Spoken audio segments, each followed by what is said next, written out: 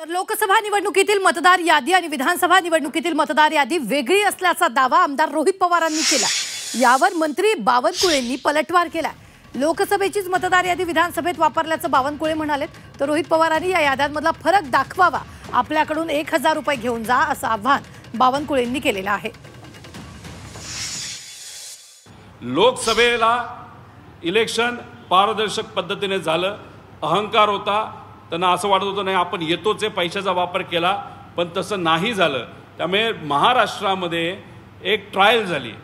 लोकसभा आणि विधानसभेच्या मध्ये महिन्याला 8 लाख जे मतदान नोंदणी तिथं झाली, 48 लाख मतदान अधिकचे वाढवले गेले, मुद्दामून गेले। हा जो प्रयोग महाराष्ट्रामध्ये आज झाला तोच बिहारमध्ये आत्ता झाला असावा, पण बिहारमध्ये थोडंसं उलटं झालंय, तिथं मायनस जास्त झालेत, आपल्याकडे वाढले जास्त होते।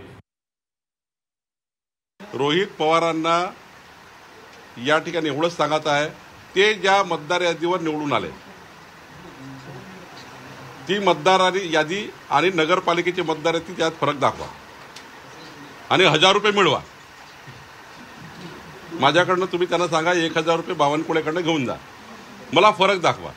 ते जामखेड कर्जत मतदारसंघातनं कुठल्या यादीवर निवडून आले आणि तीच मतदार यादी आता नगरपालिकेला आहे, तीच लोकसभेला होती, त्यांचा खासदार निवडून आला लंके याच मतदार यादीवर, रोहित पवार याच मतदार यादीवर, आणि आता आम्ही याच मतदार यादीवर या ठिकाणी निवडणुका होत आहे।